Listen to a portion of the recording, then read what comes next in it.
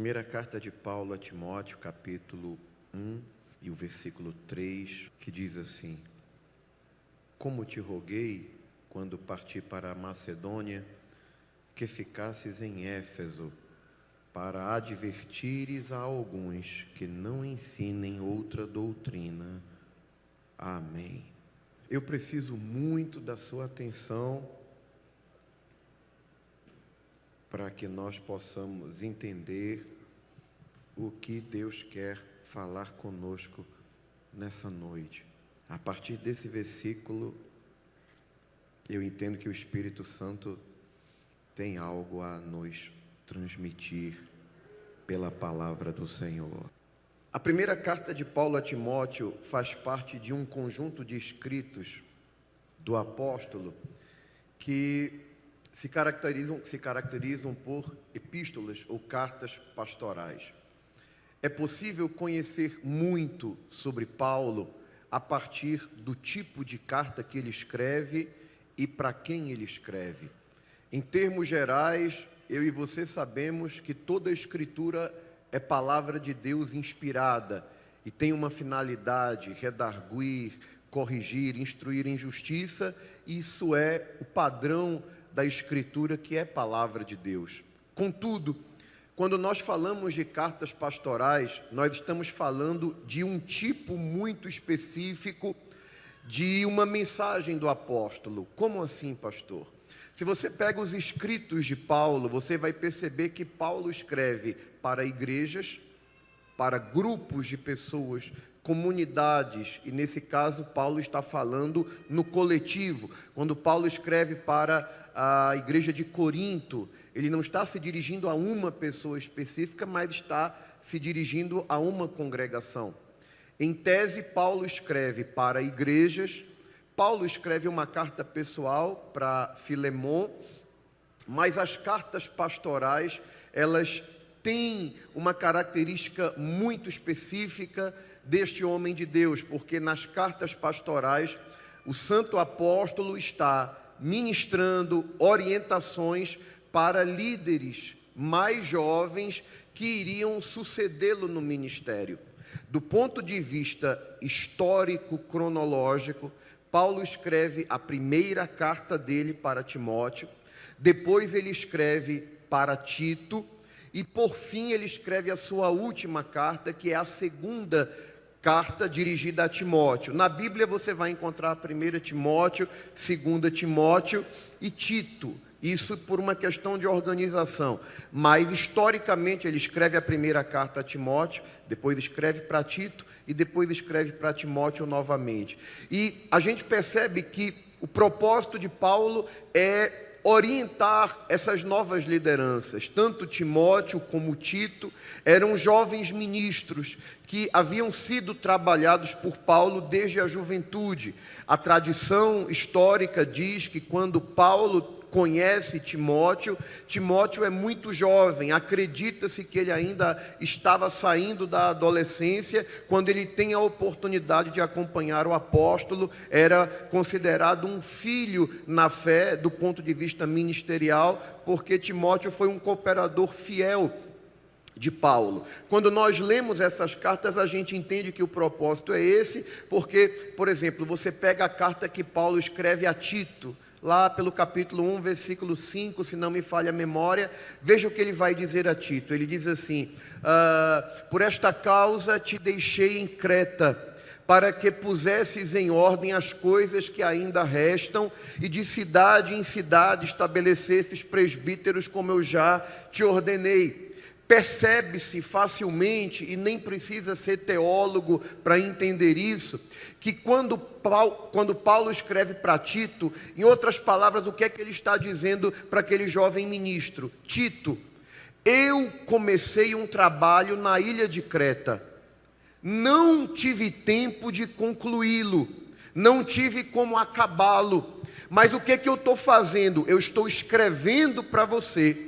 Por exemplo, uma coisa que Paulo começou em Creta, que era uma ilha onde ele fez um grande trabalho, mas uma coisa que Paulo começou e não conseguiu realizar. Paulo não conseguiu levantar presbíteros nas cidades de Creta. O que é que Paulo faz então? Ele escreve para um obreiro mais jovem, uma espécie de sucessor, e diz a Tito: Tito, em outras palavras, eu não consegui levantar os presbíteros, mas você vai fazer isso. E ele passa orientações para Tito. Deixa muito claro que aquilo que ele iniciou e não terminaria seria levado à frente através daquele jovem obreiro. Da mesma forma, você percebe a preocupação de Paulo quando escreve para Timóteo. E você quer conhecer algo muito particular desse homem de Deus, observe a sua última carta. A última carta de Paulo, que ele direciona a Timóteo, você percebe que Paulo fala muito do que está dentro do seu coração. Você percebe Paulo desabafando, você percebe Paulo contando de tristezas, de angústias que ele sofreu, você percebe Paulo fazendo apelos muito pessoais a Timóteo, se dirigindo a Timóteo de maneira muito íntima, chamando Timóteo meu filho. Ele desabafa com Timóteo, dizendo: tu sabes isso, que dos que estão na Ásia, todos me abandonaram, dentre os quais Fígelo e Hermógenes. Ele lamenta com Timóteo o fato de ter sido abandonado por obreiros com quem ele trabalhou e em quem ele investiu muito. Você vai encontrar Paulo despedindo-se da sua trajetória aqui na terra, e é interessante a gente mencionar isso, porque sendo a sua última carta, ele começa a dizer a Timóteo: olha Timóteo, em outras palavras, eu sei que o meu tempo aqui na terra está acabando. Ele escreve: o tempo da minha partida está próximo. Mas uma coisa que a gente aprende com Paulo é que Paulo não traz para a sepultura remorsos. Paulo não traz sentimentos de insatisfação como alguém que diz: olha Timóteo, se eu pudesse voltar no tempo, eu teria me dedicado mais à obra de Deus. Se eu tivesse uma oportunidade, eu teria me colocado mais à disposição do Senhor. Você não vai ver Paulo dizendo isso, diferente do que acontece com alguns crentes, que às vezes quando chega a uma certa altura da sua trajetória, chegam cheios de remorsos, como quem diz: se eu soubesse que a vida passa tão rápido, eu não tinha desperdiçado tanto da minha juventude, eu não tinha me focado tanto nas questões materiais, eu teria evangelizado mais, eu teria me colocado mais nas mãos de Deus, eu teria dado mais as mãos à minha liderança, eu teria investido mais da minha vida na presença de Deus. Mas você não vê Paulo trazendo esse tipo de insatisfação. Paulo não lamentou o tempo perdido. Paulo pode encarar a morte e dizer: eu combati o bom combate, eu acabei a carreira e eu estou tranquilo porque eu cheguei no fim, mas guardei a fé. E eu gosto de chamar esse sentimento de dever cumprido. Em outras palavras, ele estava dizendo: eu sofri muito, Timóteo. Quando ele afirma: eu combati o bom combate, ele estava dizendo: eu batalhei, eu lutei, mas eu não fui covarde, eu não fui negligente. Deus confiou em mim e eu me esforcei para não decepcioná-lo, eu fui até o fim. E eu entendo que todos nós, como cristãos, devemos observar esse sentimento e perseguir esse sentimento até a hora da nossa morte, que a gente possa olhar para o fim dos nossos dias e, quando atentarmos para o retrovisor da nossa história, podermos dizer: eu aproveitei as oportunidades, eu tive tempo para cantar no coral da Umadés, que eu aproveitei as oportunidades que Deus me deu de fazer algo para o reino dele, eu fiz. E o principal, eu cheguei até o fim com a minha, aleluia, fé intacta. Daqui para frente é só receber minha coroa, a coroa que está reservada para mim. Tem coroa reservada para você? Será que tem essa convicção no seu coração? Vai com ela até o fim. porque dinheiro passa, viagem passa, alegria da terra passa, mas diante da eternidade, o que dá segurança à alma da gente é saber que a gente pode encarar o justo juiz, bater continência para ele dizer: sim, Senhor, eis-me aqui para entrar no gozo do meu Senhor. Levante a sua mão e adore a Deus nesta noite, se você entende que precisa perseguir este sentimento. Mas na última carta que Paulo escreve, além do sentimento de dever cumprido, há um outro sentimento muito presente, que é o sentimento de preocupação. Ele estava tranquilo no sentido de que havia desempenhado bem a sua função, a sua tarefa, mas ele estava preocupado com o fato de que, apesar de estar terminando a sua trajetória, a igreja, contudo, continuaria na terra. E a preocupação de Paulo era com a igreja que iria continuar. Qual era o sentimento de Paulo? Eu estou indo, vou para o céu, vou receber minha coroa, maravilha, mas a igreja continua. E a minha preocupação é preparar aqueles que vão dar continuidade à igreja do Senhor na terra. É por isso que ele escreve para Tito. Perceba o sentimento no coração de Paulo, quando ele orienta Timóteo na sua segunda carta, no capítulo 2. Ele diz assim: tu, pois, meu filho, fortifica-te na graça que há em Cristo Jesus. Preste atenção, ele diz assim: e o que de mim, entre muitas testemunhas, ouviste, confia-o a homens fiéis, que sejam idôneos, para que esses ensinem a outros. Vamos entender esse texto. O que é que Paulo está dizendo, Timóteo? O que de mim, entre muitas testemunhas, ouviste, ou seja, o que você recebeu de mim, confia-o a homens fiéis, que sejam idôneos para também ensinarem a outros. Qual era a preocupação? Timóteo, eu transmiti algo para você. E o que eu transmiti para você não pode morrer com você. Eu estou transmitindo, eu estou te ensinando, eu estou te preparando. Da mesma forma que você recebeu, você tem que transmitir para outros. E esses que receberam, têm que transmitir para outros. E enquanto a igreja estiver na terra, aquilo que Jesus confiou aos apóstolos, a gente tem que receber, a gente tem que guardar, a gente tem que preservar. Está na Bíblia, gente. Essa ideia de que a Assembleia de Deus é a igreja conservadora, isso é conversa. Deus é conservador, a Bíblia é conservadora. O apóstolo Paulo diz continuamente para Timóteo: guarda o depósito que foi feito a você, preserva o modelo das suas palavras, daquilo que você recebeu. Ele diz: tu, Timóteo, tens seguido a minha doutrina, modo de viver. E Paulo diz: permanece naquilo que aprendeste, sabendo de quem o tens aprendido. Sabe o que é que o Espírito Santo está dizendo para a gente? Eu entreguei algo muito precioso aos apóstolos, só que diferente do que diz a teologia reformada, que a era apostólica dos milagres, do batismo com o Espírito Santo, da demonstração de poder de Deus, a teologia reformada diz que acabou com a morte do último dos apóstolos. Mas a minha Bíblia diz que no dia de Pentecostes, quando o Espírito Santo causou aquele alvoroço e as pessoas perguntaram: o que isso quer dizer? O apóstolo Pedro disse: isso é o cumprimento daquilo que foi dito pelo profeta Joel. E há de ser nos últimos dias, diz Deus, que derramarei do meu espírito sobre toda a carne. E alguém pensava: será que aquilo foi só para aquele tempo? Pedro responde dizendo: não, porque a promessa diz respeito a vós, a vossos filhos, a geração futura,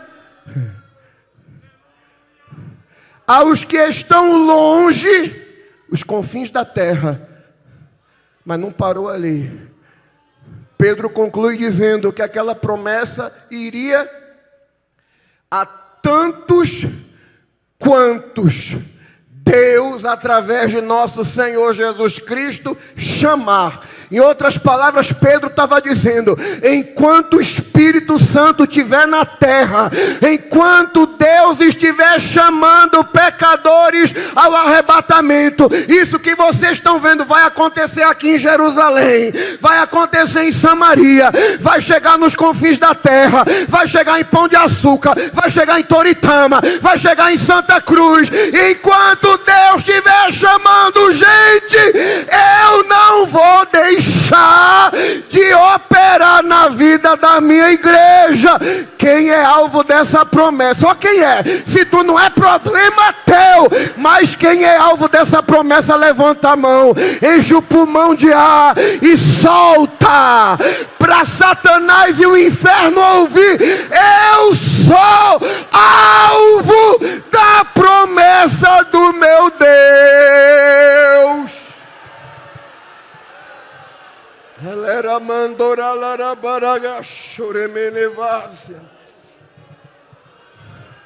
Aleluia.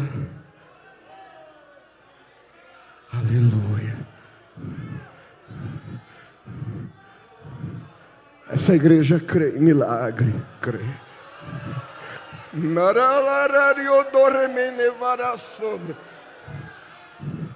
Essa igreja ainda crê em batismo com o Espírito Santo. Essa igreja ainda crê em variedade de línguas sendo derramadas. Crê. Aleluia. Tem gente que experimentou isso aqui? Tem testemunha viva aqui? Tem demonstração clara da fidelidade de Deus na terra. Quem tem essa convicção, levanta a sua mão e dá uma demonstração grátis aí para quem está ao teu redor. Se tu tem glória, dá glória. É daqui da terra da glória. Se tu tem aleluia, dá aleluia. Qualquer pessoa na terra pode dar aleluia. Agora, quem é demonstração viva da promessa de Deus feita através de Joel, dispara aí agora uma rajada de línguas estranhas.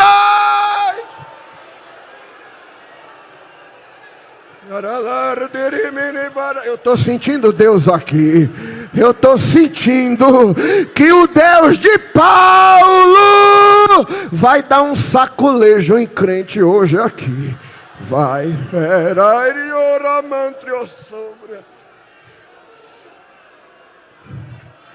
Oh, glória.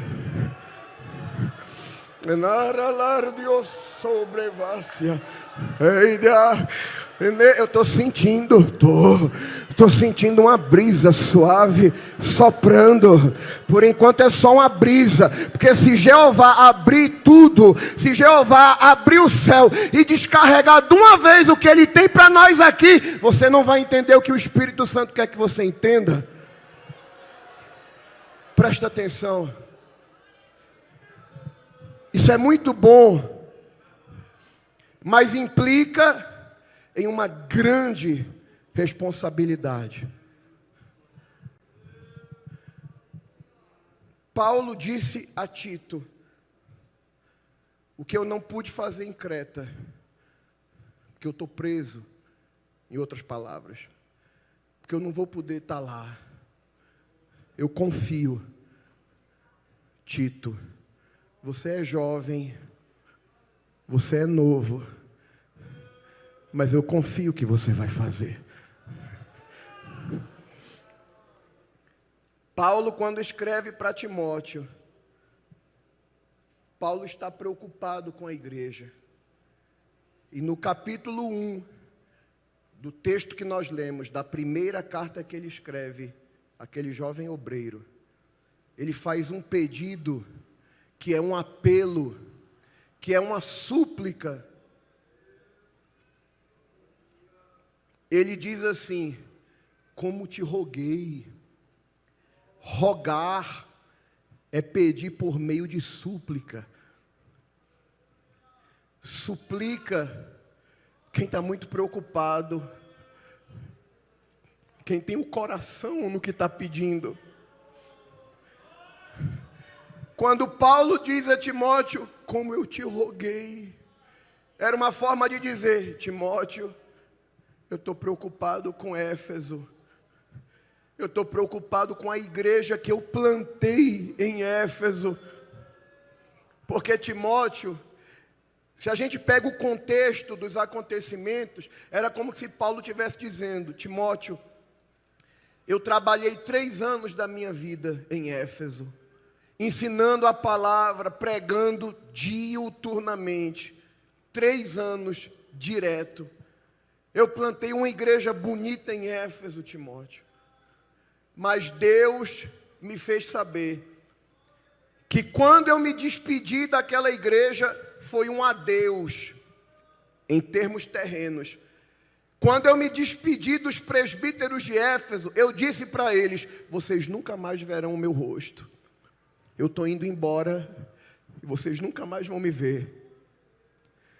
E eu estou preocupado porque o Espírito de Deus me disse que surgiriam lobos para atacar o rebanho da igreja de Éfeso.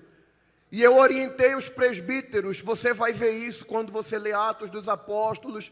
A Bíblia diz que Paulo, ele vai até a cidade de Mileto, manda chamar os presbíteros, e ele se despede daqueles presbíteros dizendo: olha, vocês não verão mais o meu rosto, mas eu estou livre do sangue de vocês, porque eu tenho a convicção de que servi ao Senhor aqui com muitas lágrimas, e constantemente não deixei de anunciar a vocês todo o conselho de Deus.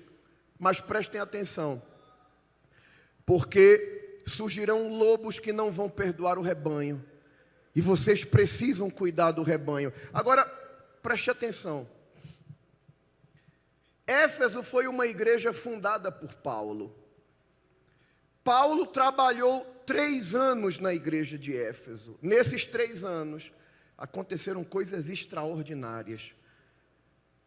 Porém, quando você para pensar: peraí, pastor, então Paulo se despediu dos presbíteros que estavam em Éfeso. A igreja de Éfeso só tinha 3 anos de fundação. O Senhor está dizendo que em 3 anos foram levantados presbíteros em Éfeso? Sim, porque essa era a dinâmica da igreja primitiva.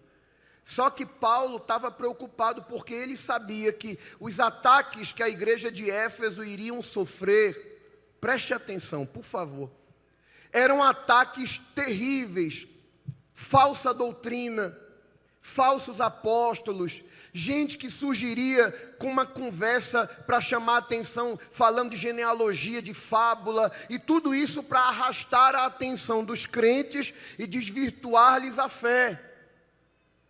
Paulo não tinha segurança nos presbíteros de Éfeso, porque eram muito jovens.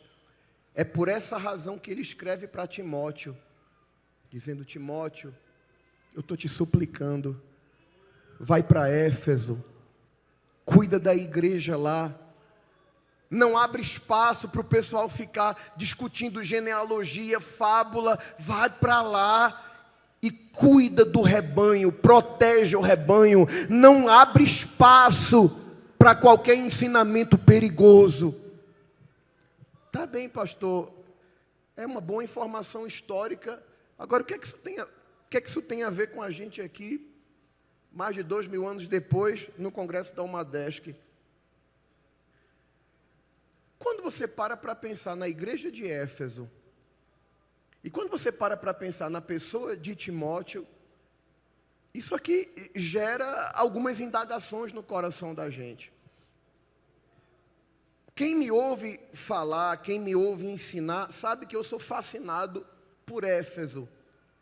A pessoa me pergunta: pastor, por que o senhor gosta tanto de falar sobre Éfeso? Porque, na minha pouca compreensão de todas as igrejas citadas no Novo Testamento, nenhuma igreja representa tão bem a nossa igreja como a igreja de Éfeso. Sério, pastor, o senhor não acha que a igreja que melhor representa a gente é a igreja de Corinto? Talvez algumas congregações, mas a igreja de uma forma geral não. Corinto era a igreja que tinha todos os dons espirituais, mas a gente não pode chamar Corinto de uma igreja espiritual. Corinto era uma igreja carnal, porque tinha muito grupinho. Era uma igreja que tinha, escolhia seus líderes favoritos. Eu sou de Paulo, outro dizia, eu sou de Apolo. E tinha um grupo que era o pior de todos, era o que dizia, eu sou de Cristo, não obedeço homem algum. Aí Paulo, quando ouve isso, diz assim: por acaso Cristo está entre vós divididos? Eu plantei, Apolo regou, mas Deus é quem dá o crescimento. Quando você vê um povo dividido em grupo, eu sou de fulano, eu sou de Beltrano, é carnal, é menino, não cresceu. Agora, crente maduro, espiritual, não tem panelinha de A nem panelinha de B, é o panelão de Jesus. É tudo junto e misturado, papai, simples assim. Paulo disse para a igreja de Corinto: eu queria conversar com vocês como se vocês fossem espirituais, mas vocês não são espirituais. E apesar de ter todos os dons, como ele diz na primeira carta aos Coríntios, capítulo 1, versículo 7, ele escreve: de maneira que nenhum dom vos falta, aguardando a manifestação de nosso Senhor Jesus Cristo. Paulo estava dizendo ali: enquanto Jesus não vier buscar a igreja, enquanto ele não se manifesta, não falta nenhum dom em vocês. Mas vocês não são espirituais, vocês não são maduros, vocês são meninos, são carnais. Era a igreja de Corinto, uma igreja que tolerava o pecado, uma igreja que sabia que tinha um rapaz tendo um caso com a sua madrasta, e o pessoal sabia e não tomava uma medida, porque na Bíblia peca quem pratica o ato, e peca também quem sabe do ato e se omite na hora de resolver. Assim era a igreja de Corinto. Eu não acho que a igreja de Corinto representa bem a gente. Você vai encontrar igrejas boas no Novo Testamento, você vai encontrar Tessalônica, uma igreja boa, uma igreja que não deu tantos problemas a Paulo, mas não é a igreja que eu entendo que represente bem a gente. Apesar de ser uma igreja boa, uma igreja de certa forma saudável, mas os crentes de Tessalônica eram meio apagados. Paulo teve que dizer para eles: não apaguem o espírito. Já viu crente Tessalônica, né? Já viu crente Tessalônica? O crente de Corinto é aquele tipo de crente que não gosta muito da palavra, não gosta muito de doutrina, não gosta muito de aprender. Ele gosta só do prado, do manto, do teté, mas não quer negócio com doutrina. É como um avião que só tem uma asa. Se tem poder, mas não gosta de doutrina, não vai chegar muito longe. A igreja de Tessalônica já era diferente, era uma igreja equilibrada, era uma igreja sábia, uma igreja que não dava dor de cabeça, mas era uma igreja apagada, né? O crente de Corinto é aquele crente que, se brincar, ele quer se pendurar no ventilador, ele quer fazer aviãozinho, ele quer rodar, né? O crente Tessalônica já é aquele crente formal demais. Já viu um crente Tessalônica adorando? Ele vai dar glória a Deus, ele faz assim: glória a Deus. É um sorveteriano, né?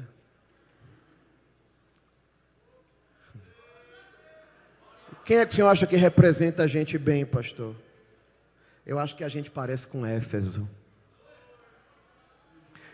Olha a história das Assembleias de Deus e olha a história da fundação de Éfeso. Quando Gunnar Wingren e Daniel Berg chegaram em Belém do Pará, influenciados pelo avivamento de Los Angeles, da Rua Azusa, já haviam igrejas evangélicas no Brasil, mas não havia Pentecostes no Brasil. Não tinha batismo com o Espírito Santo, não tinha cura divina, não tinha dons espirituais. Quando Gunnar Wingren e Daniel Berg chegaram no Brasil, aprenderam a falar português, nas primeiras palavras que eles aprenderam a falar, começaram a dizer com muita dificuldade: Jesus salva, Jesus cura, Jesus batiza com o Espírito Santo, e Jesus começou a salvar, curar e batizar com o Espírito Santo. Agora olhe para o apóstolo Paulo chegando na cidade de Éfeso. Já tinha crente lá, pastor? Já. A Bíblia diz que Paulo encontra um grupo de 12 irmãos. Só que Paulo olhou para eles como quem diz assim: rapaz, está faltando alguma coisa em vocês. Vocês são crentes, se a Bíblia chama de irmãos, vocês são crentes. Agora está faltando uma pimentinha, um temperozinho do céu. Está faltando alguma coisa. Já vi um crente, né? Crente que não gosta da presença, da graça, do poder, né? Parece aquela coisa insossa, né? Ele é irmão, Ele é uma pessoa boa, é uma pessoa salva, mas a gente nota que está faltando alguma coisa. Aí o apóstolo Paulo pergunta assim: vocês já receberam o Espírito Santo quando creram? Eles disseram: nós nem sequer sabíamos que existia Espírito Santo. Aí Paulo então chega aqui, papai, que eu vou resolver essa bronca agora. A Bíblia diz que Paulo ora por eles, eles são cheios do Espírito Santo, e Jesus não só batizou, mas deu dons espirituais na hora, porque falavam em línguas e profetizavam. E o negócio agora ficou bom em Éfeso. A partir desse dia, a Bíblia diz que Deus, pelas mãos de Paulo, fazia maravilhas extraordinárias em Éfeso. Tivesse uma multidão, Paulo estivesse ministrando. Paulo, tem alguém doente ali, não dá para chegar lá, mas pega meu lenço, joga em cima dele. Paulo, tem alguém endemoniado, pega meu avental, coloca em cima dele. E os lenços e aventais de Paulo eram usados para expulsar demônio e para curar enfermo. Deus está fazendo algo tremendo em Éfeso. E Éfeso nasce debaixo de muito ensino da palavra. Ou seja, Éfeso é uma igreja fundada no conhecimento, mas também na graça, porque os sinais, os milagres acompanham Paulo em Éfeso. Foi tremendo.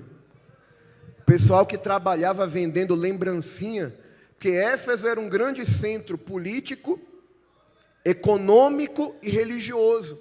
Em Éfeso estava o templo da conhecida Diana dos Efésios, era a espécie de padroeira da cidade. E tinha muita gente que ganhava a vida vendendo as lembrancinhas, as imagenzinhas de Diana. E daqui a pouco esse pessoal fica por aqui com Saulo, com o apóstolo Paulo, como quem diz: rapaz, a gente vai perder o sustento da gente, porque está todo mundo se convertendo, a gente não está vendendo nada, tem que dar um jeito, porque Deus estava fazendo um rebuliço em Éfeso, através de Paulo. Tinha gente se convertendo, pegando seus livros de magia, queimando em praça pública, uma fortuna aqueles livros. Gente que vinha confessar seus pecados, aceitar Jesus em público, e os milagres acontecendo, mas não era só algo do ponto de vista espiritual.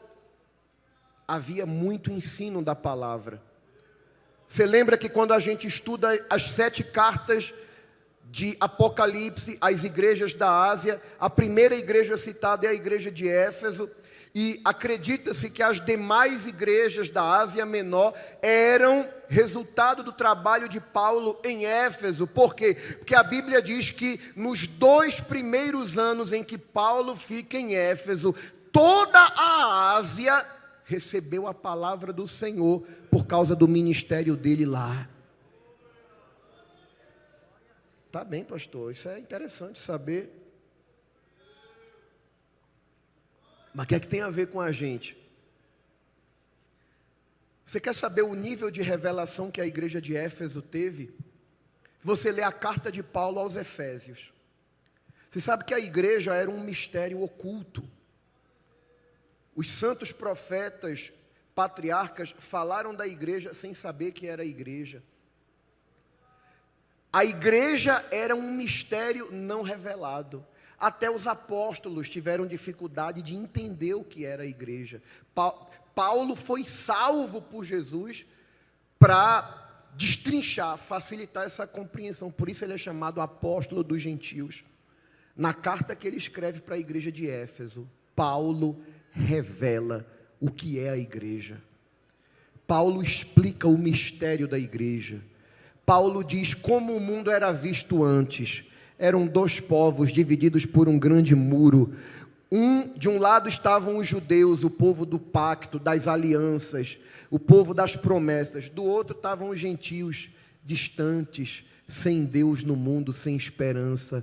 Mas agora em Cristo, Deus derruba essa barreira da separação.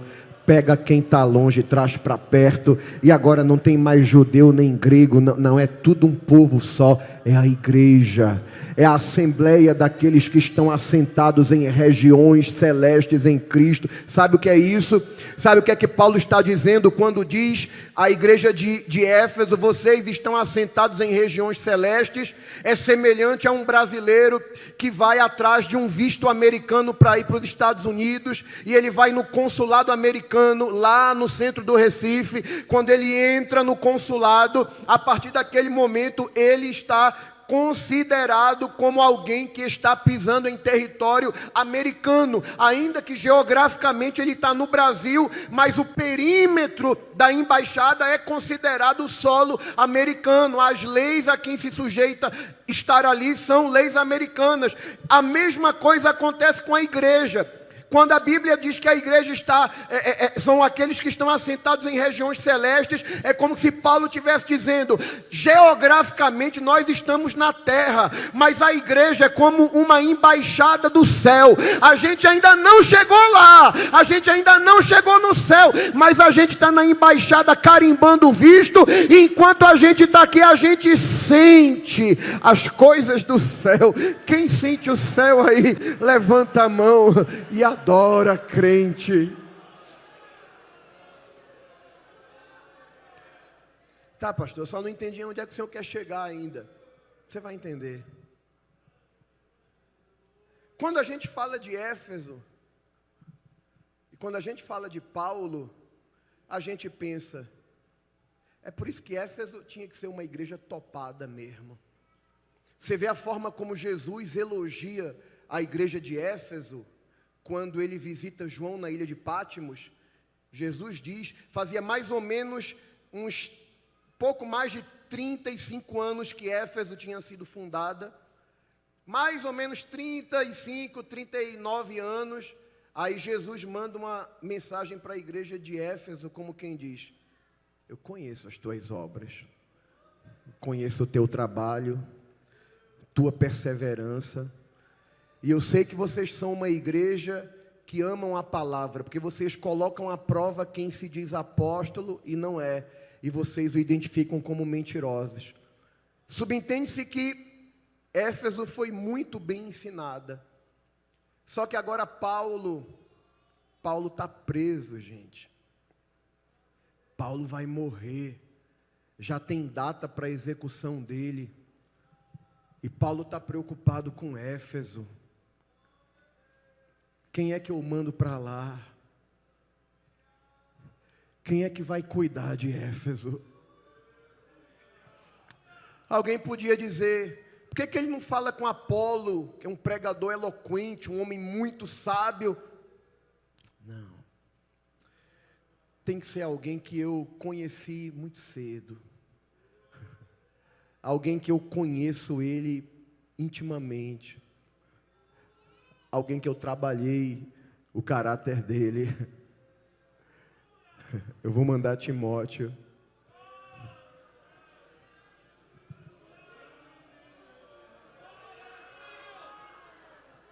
Timóteo? Quem é Timóteo? Timóteo é um novinho que anda com Paulo, rapaz.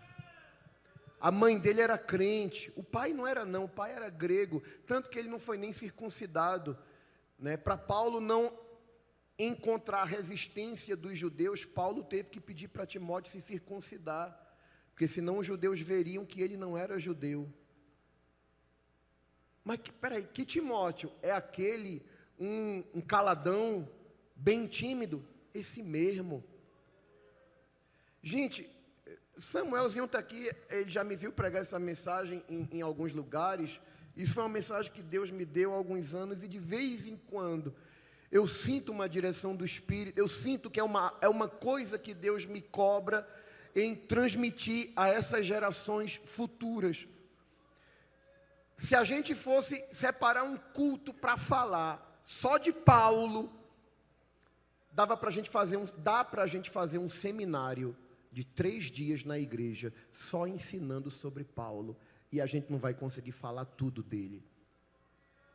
Paulo era top demais, gente. Paulo era um homem extraordinário. Paulo era um homem que, se precisasse tratar de assuntos jurídicos, ele conhecia. Ele conhecia os dispositivos da lei, ele tinha cidadania romana, ele falava latim, ele falava o aramaico, ele falava o hebraico, ele conhecia o grego, ele foi criado aos pés de Gamaliel, ele foi o primeiro da turma desde a sua infância. Paulo recebeu o seu chamado diretamente do Senhor Jesus, se isolou, passou tempos recluso, recebendo orientações. Por isso que Paulo dizia, porque eu recebi, não foi de Pedro, eu recebi do Senhor, o que também vos ensinei, foi contato direto do céu, o que eu estou passando para vocês. Agora você compara Paulo com Timóteo. Para falar de Timóteo, 45 segundos é suficiente. Se quiser marcar, o que é que a Bíblia fala sobre Timóteo? Era jovem, era tímido e era enfermo. Deu nem 30 segundos, né? A gente sabe que Timóteo era tímido. Quando Paulo vai enviar Timóteo para Corinto, ele manda um recado para a igreja de Corinto, que ele sabia que a igreja de Corinto era nó cego.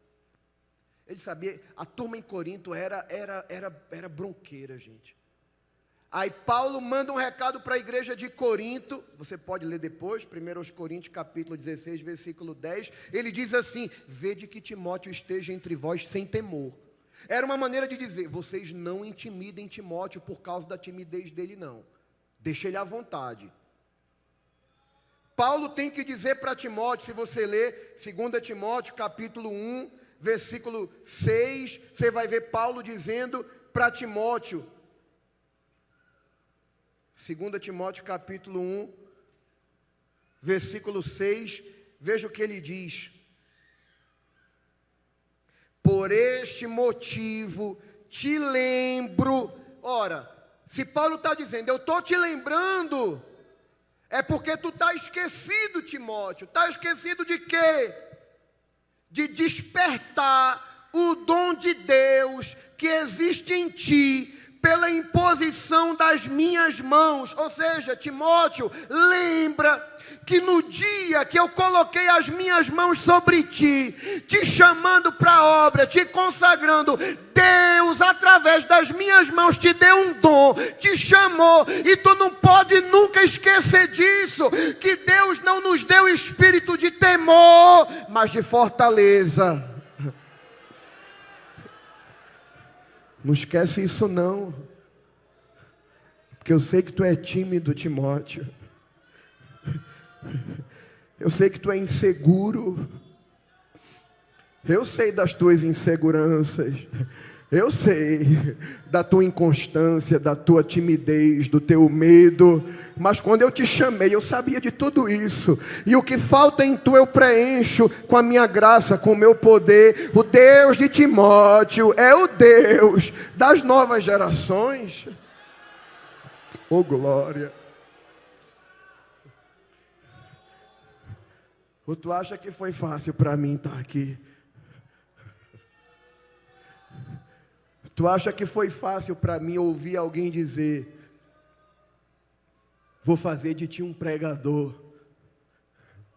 Tu acha que foi fácil para mim acreditar que um dia eu conseguiria falar 15 minutos? Eu me lembro quando alguém me dava a oportunidade, e eu preparava e lia e escrevia, eu dizia, aqui vai dar para trazer uma saudação de pelo menos uns 15 minutos. Com 3 minutos eu já tinha dito tudo, a garganta já tinha travado, a boca já tinha ressecado, e eu descia do púlpito amuado e chateado com Jesus, e ia para o quarto brigar com Jesus, dizer, por que o Senhor fica me dando uma esperança de algo que eu nunca vou viver?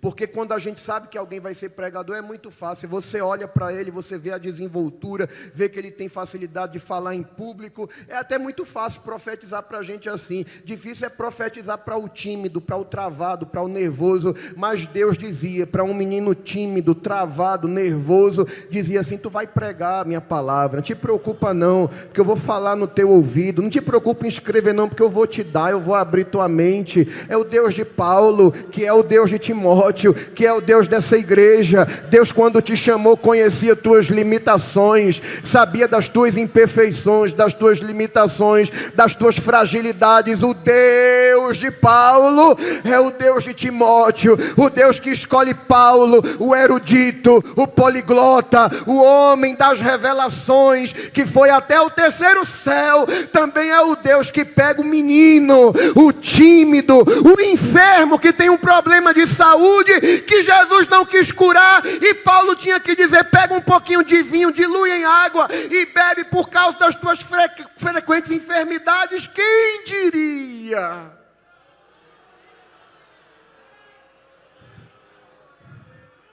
Quem é que vai para Éfeso?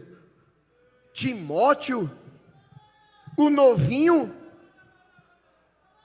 o tímido, o doente, que de vez em quando está lá com a cara de... Ai, né, quem tem problema de estômago sabe que é incômodo. Aquele é a arma secreta de Paulo para proteger Éfeso dos ataques do inferno, da falsa doutrina. Está vendo que Deus não vai usar um menino daquele, mas o Deus de Paulo, oh glória, é o Deus de Timóteo, oh glória a Deus.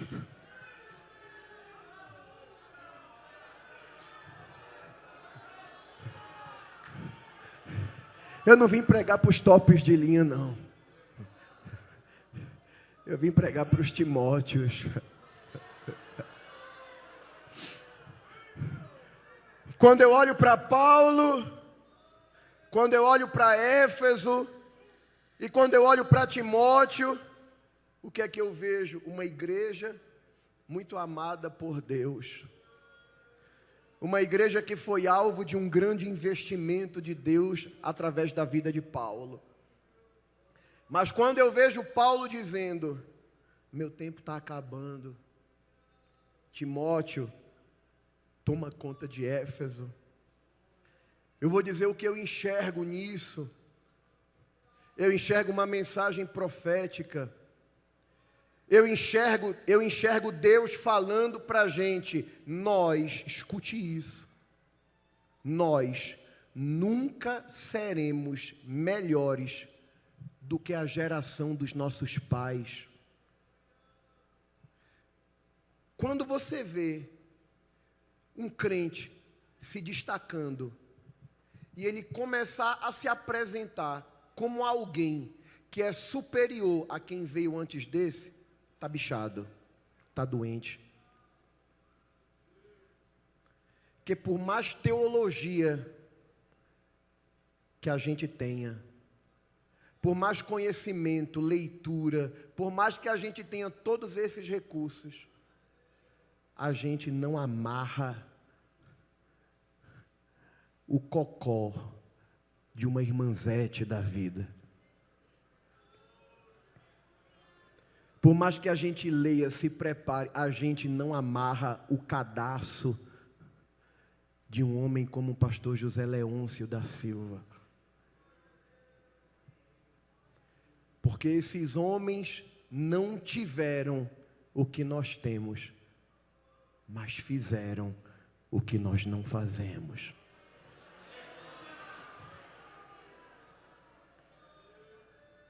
A geração que nos antecede é como Paulo. A nossa geração é como Timóteo. Nós somos jovens e inexperientes. Nós somos tímidos. E nós somos de saúde frágil. Compare a geração dos que vieram antes de nós com a nossa. E eu já estou caminhando para a conclusão, mas não perde o fio da meada. Sabia que nós somos uma geração inexperiente? Eu conheci um irmão que acompanhou o motorista do pastor José Amaro. E ele conta que uma vez ele vem com o Jeep, né, o Toyota, tinha trazido o pastor Zé Amaro de uma atividade no finalzinho da tarde. E o pastor Zé Amaro entrou em casa e foi para o quarto orar. Ficou o motorista do Toyota e o filho do pastor Zé Amaro no terraço esperando. Vamos ver se o pai vai querer ir para algum lugar, porque ele entrou para o quarto para orar e não sabe o que ele vai fazer. E foi a tarde toda, e quando já estava anoitecendo, e o motorista já pensando em ir embora, aí o pastor Zé Amaro sai do quarto e diz assim: fulano, prepare o carro, nós vamos para o sertão agora. Eu estava orando e Deus me disse que eu tenho um trabalho para fazer lá. Vamos passar na casa de Pedro Leite e vamos apanhar ele. Naquela época não tinha telefone celular. E telefone fixo era só para quem tinha muito dinheiro. O motorista caiu na bobagem de dizer: mas pastor, já está tarde. E o irmão Pedro Leite, o lugar que ele mora é esquisito. E a gente vai chegar lá, ele não está esperando o senhor. O pastor Zé Amaro disse assim: pode ir. Porque eu estava orando e Deus me mandou ir para o sertão. E Deus me disse: passe na casa do meu servo Pedro Leite, porque eu já falei com ele está lá lhe esperando. Quando a Toyota foi virando a esquina, estava lá a luz do terraço da casa do pastor Pedro Leite, que na época era um diácono, acesa. Ele com um chapeuzinho, uma pastinha na mão, dizendo: paz do Senhor, meu pastor, eu estava lhe aguardando. Foram nossos pais. Nossos pais.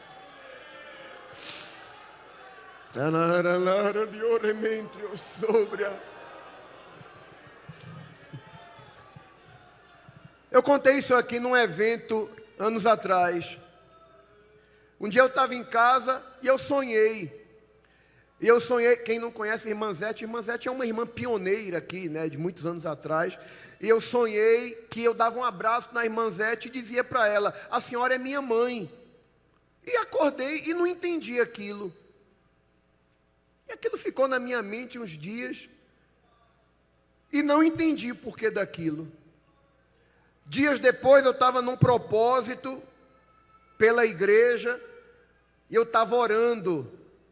E enquanto eu estava orando, o Espírito Santo falou claramente comigo e disse: a tua chamada para este lugar nasceu nos joelhos da minha serva.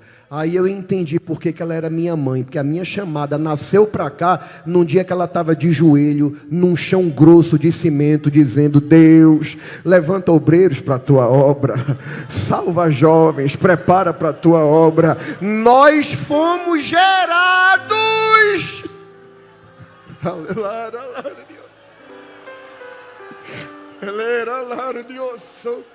É por isso que há um ódio muito grande de Satanás por vidas que estão aqui. Porque Deus sabe que a tua história, o teu chamado, o projeto de Deus na tua vida foi gerado nos joelhos de alguém. Quando as gerações anteriores diziam: Senhor, nós estamos passando, nosso tempo está chegando, mas levanta esposas de obreiros para a tua obra, levanta missionários para a tua obra, levanta pregadores para a tua obra. É por isso que você pergunta: mas pastor, eu sou muito jovem, eu não sei por que eu passo tanta luta. É porque o mesmo Espírito que estava em Faraó, ordenando a morte dos bebês, é o Espírito que está no anticristo, no mundo que a gente vive. Porque o diabo sabe que se ele consegue abortar, matar a tua chamada enquanto tu ainda é um menino, tu não vai chegar onde Deus quer que tu chegue. Mas o Deus de Moisés é o Deus dessa igreja. Oh glória! É o Deus que usa uma manjedoura simplesinha, betumada, mas diz: aqui ninguém vai tocar. Vai não, vai não. Eu tenho um negócio com esse menino.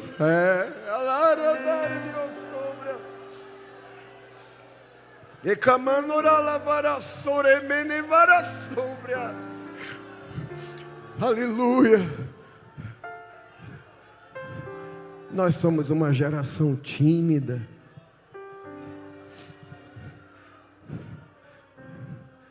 Nós somos uma geração doente, enferma, de saúde frágil. Normalmente a saúde de uma pessoa é ruim pela fragilidade dos anticorpos. Uma doença, um vírus se instala, o sistema imunológico é fraco, não consegue resistir. É a nossa geração.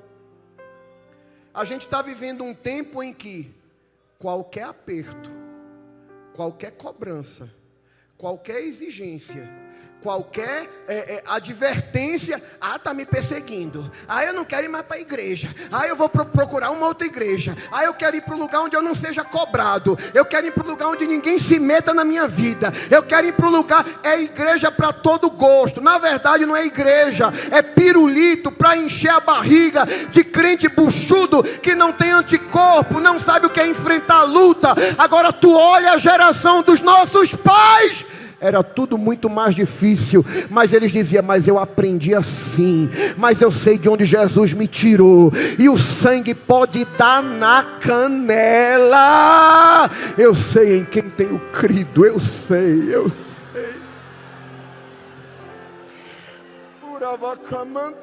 Mas nessa noite, Deus vai pegar Timóteo aqui, vai dar um saculejo e vai dizer, quando eu te salvei, eu sabia desses teus pantinhos, mas nem por isso eu te rejeitei. Você lê o livro Diário de um Peregrino, aí você tem lá as experiências de Gunnar Wingren. Fazia pouco tempo que ele tinha fundado o trabalho lá em Belém. Ele começa a avançar para o Nordeste e chega em Alagoas. Quando ele chega em Alagoas, ele vai com Frida Wingren e com a filha caçula, Gunvor Wingren. E naquele tempo, a autoridade religiosa da cidade dizia, quando esses canela de fogo, esses bodes chegarem aqui, não vendam comida para eles não. Não aluguem casa para eles não. E eles vieram para evangelizar em Alagoas. Gunvor adoeceu e morreu. Jesus não quis curar a menina. Pior, hoje em dia qualquer coisinha, né? Vagabundo faz, apronta meio. Não, direitos humanos, não toca no bichinho. Naquele tempo não tinha direitos humanos não. Gunvor Wingren morreu de enfermidade. A autoridade religiosa dizia, não é da nossa igreja romana, é pagão. Não pode enterrar no nosso cemitério porque vai contaminar o solo. E Gunnar Wingren e Frida Wingren tiveram que viajar 100 quilômetros com o corpo da filha, até encontrarem uma cidade que deu a eles permissão para sepultarem a menina. Jesus não quis curar a menina. Se fosse hoje, com alguns crentes que eu conheço, olhe pastor, eu vou me ausentar dos cultos, eu não vou mais, porque eu estou psicologicamente abalado, porque eu preciso resolver essa minha situação com Deus, porque eu não entendo porque que Deus permitiu isso com a minha filha. Mas peraí, meu irmão, tu é barro, e ele é oleiro. Ele toma o que é dele na hora que ele quer. Se ele dá, ele é Deus. Se ele toma, ele é Deus. Senhor Deus, Senhor tomou, bendito o nome dele. O caco não discute com o oleiro. O que é que tu está fazendo? Gunnar Wingren fica orando, procurando palavra para consolar a esposa. Como quem diz, o que é que eu vou dizer para minha mulher? Como é que eu vou consolar ela? Enquanto ele está pensando isso, ele escuta Frida cantar um hino que ela tinha acabado de compor naquela circunstância. E nos versos que ela cantava, que ela tinha composto, ela escrevia assim: quando aqui as flores já fenecem, as do céu começam a brilhar. Quando as esperanças desvanecem, o aflito crente vai orar. Os mais belos hinos e poesias foram escritos em tribulação, e do céu as lindas melodias se ouviram na escuridão.